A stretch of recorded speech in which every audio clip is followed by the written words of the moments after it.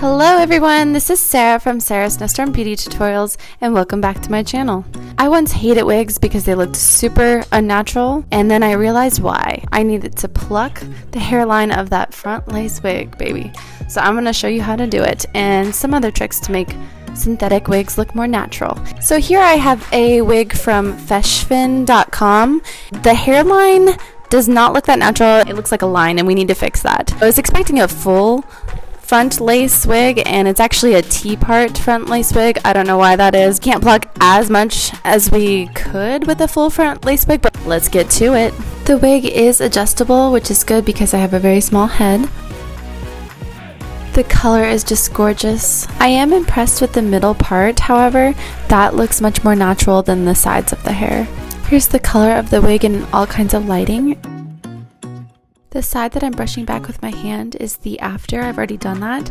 It looks much more like a hairline. You don't want it to start in a straight line like the other side, so let's go get started on the other side. I'm taking a small section out and I'm going to weave that with my weaving comb and I'm going to pluck out all of the hair that I weave out. So we're going to take that piece and save it away for later, and I'm going to take my tweezers that have a curve to it and I'm going to take that curved part and literally take out more than one hair at a time. It can grab more than one, so all this hair needs to come out so it doesn't start in a straight line, and you can see where it starts looking more and more like a hairline that way. Next, I'm going to bring down that section that we just clipped up in a way. Hairlines are not perfect, so I'm going to mess it up a little bit by taking my washi texturizing shears, and this will make it look so much more natural. I'm basically just creating some baby hairs where the scalp looks like it's growing hair in the anagen phase, which is the growth phase. So you don't want all of the hair to be the exact same length. You want some a little bit shorter, like it's just growing out in its regular normal cycle. I'm also plucking some of that hair out, not all. I'm taking the next section down. I can't pluck as much as I could with a full front lace wig because the wefts are sewn right there and I don't want them to be visible. So I'm going to take my texturizing shears and create some longer and shorter baby hairs, and next I'm going to weave and pluck some, but not a whole lot, because if you over pluck you'll be able to see the wefts of the hair that have been sewn. See, you can already kind of start seeing it on the next section right behind that. So I'm going to take my texturizing shears and only just do a little bit, even less on this section.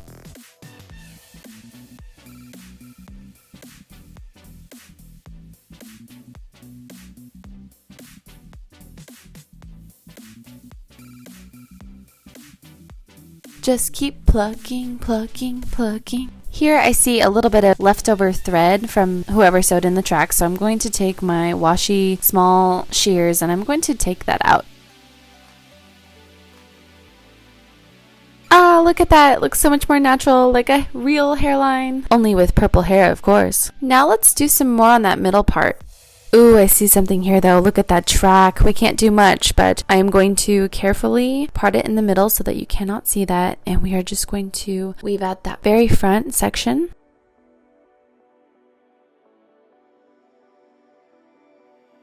I'm just going to pluck out a little bit. You'll see in a second how much I plucked out.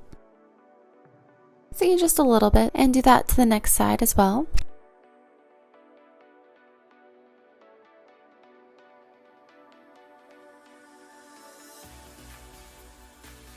Ta-da! It's a much more natural looking hairline and middle part. Next, I'm going to put this on my head.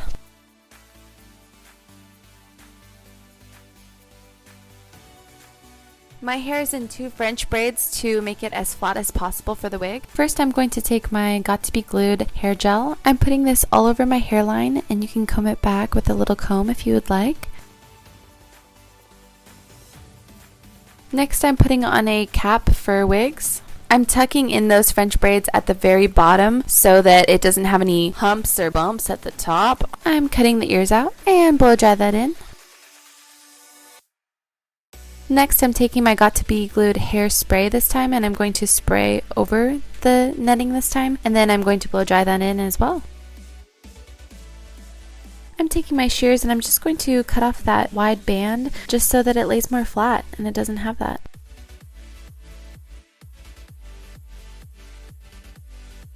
Keep blow drying it in.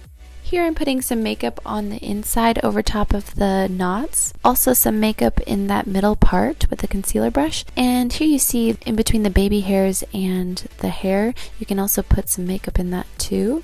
I like to apply my wigs from back to front because it doesn't mess up the wig. I'm using Got To Be Glued hairspray right into that part line so that it lays really flat on the head and it stays. And I'm taking my gel and I'm going to put it around the hairline and blow dry that in. Normally I grab a scarf, but I just grab some pants because who cares? Just wrap it around that hairline and let it all the way dry. It's time to cut the lace. I start off in the middle and I go all the way up to the hairline, and then I'm using a zigzag pattern of cutting so that there is no straight line and it looks more natural. I'm laying down some baby hairs because it looks more natural that way with a small comb and at an angle. The same hair gel works wonders for this.